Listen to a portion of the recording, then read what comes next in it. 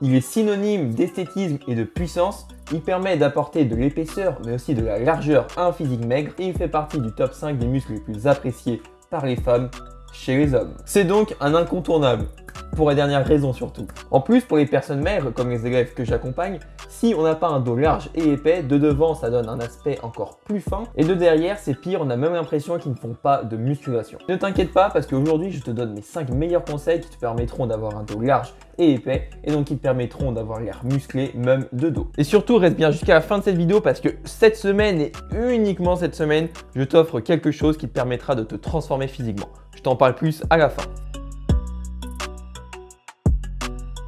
Alors déjà pour commencer, il faut absolument que tu saches ça. Si tu veux un gros dos, il va te falloir de la largeur et de l'épaisseur. Les muscles qui sont responsables de la largeur sont les grands dorsaux et le grand rond. Les muscles qui sont responsables de l'épaisseur sont les trapèzes moyens inférieurs et les rhomboïdes.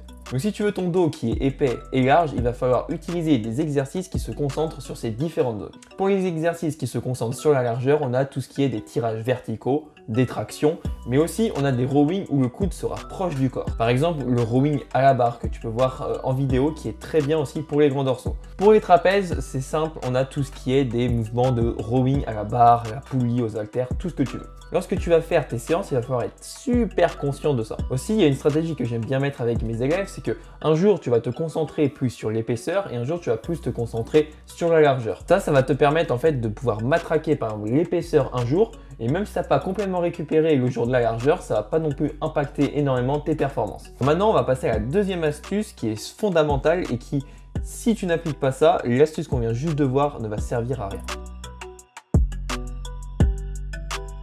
Alors le dos, c'est un muscle qui chez la plupart des pratiquants pose problème parce qu'on a du mal à le sentir, on peut pas vraiment le voir. Donc quand on se regarde dans la glace, on voit rien. Et on sait très bien que si tu ne sais pas recruter un muscle, si tu n'arrives pas à le solliciter et tu n'as pas un minimum de sensations, et tu pourras pas le développer. Le premier conseil qui va t'être à faire, ça va être de décrocher ton épaule en fin de phase excentrique. Ainsi, ça va permettre de bien étirer tes muscles. Pour la phase concentrique, il va falloir que tu serres tes omoplates vers le bas. Ainsi, tu vas pouvoir mieux contracter tes muscles. Et si tu ne fais pas ces mouvements d'épaule et d'omoplate, tes mouvements ne vont pas être optimisés, voire pire, tu vas même pas le solliciter et le sentir. Maintenant, mes petits conseils, si tu es une personne qui malgré ça n'a pas de bonnes sensations sur ces muscles-là, c'est de faire des mouvements avec un tempo. Un tempo, ça veut dire que tu ralentis en fait la phase de descente et la phase de montée. Également, le deuxième conseil que je peux te donner, c'est de mettre des sangles. Le fait de mettre des sangles, ça va te permettre d'enlever la tension sur tes avant-bras. Et en plus des sangles pour désactiver les avant-bras, tu peux relever ton pouce. Et le troisième conseil que je peux te donner, c'est de faire un exercice d'isolation comme un pullover.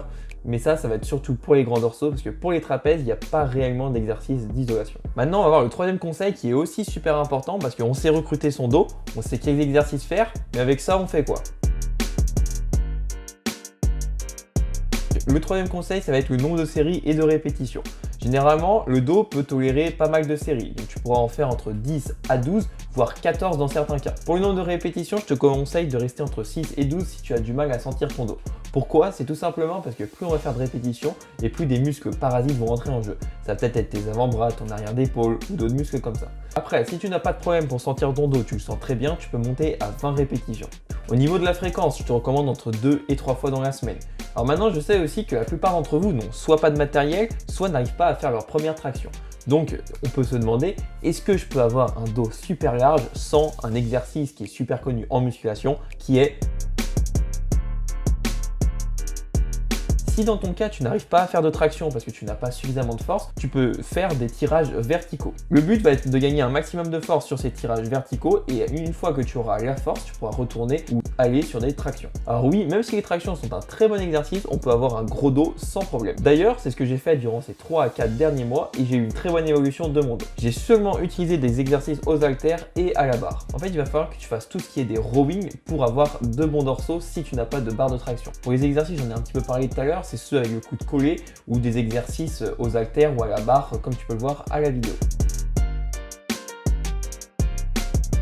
Et maintenant, on va voir une deuxième croyance qui est liée au dos, c'est est-ce qu'on peut avoir un gros dos sans le soulevé de terre et est-ce qu'il faut mettre le soulevé de terre dans la séance dos? Alors, il faut savoir que le soulevé de terre va te permettre de te donner de très bons grands dorsaux parce qu'ils permettent de stabiliser durant le mouvement. Il va également te permettre de te donner de bonnes lombaires parce que quand tu fais ton mouvement, les lombaires vont se contracter pour que tu puisses avoir une colonne vertébrale qui reste droite et pas qui s'arrondisse trop. Donc oui, le soulevé de terre va te permettre de te donner des bons muscles au niveau des grands dorsaux et des lombaires. Après, je conseille quand même de le mettre dans la séance jambes parce qu'on utilise quand même beaucoup de quadriceps et de fessiers. Par contre, il faut savoir, si tu fais du sumo, c'est plus un exercice pour les jambes fessiers que pour le dos et aussi plus utilisé par les powerlifters. Donc le soulevé de terre est utile mais pas indispensable pour se construire un gros dos. Alors là je viens de te donner les meilleures astuces qui te permettront d'avoir un dos large et épais et qui rendront ton physique beaucoup plus musclé. Et comme je te l'ai dit en début de vidéo, cette semaine et uniquement cette semaine, tu peux tenter de récupérer mon e-book et les secrets de ma transformation physique de maigre à musclé. Dans cet e-book, tu vas pouvoir retrouver toutes les astuces qui m'ont permis et qui vont aussi te permettre de passer du physique actuel que tu as maigre à un physique musclé, esthétique, athlétique. Donc ne perds surtout pas une seule seconde, clique sur le premier lien dans la description, entre ton meilleur mail et c'est tout bon. Si tu as aimé la vidéo, abonne-toi, mets un petit commentaire pour me dire ce que tu as pensé de la vidéo et moi je te dis à la prochaine.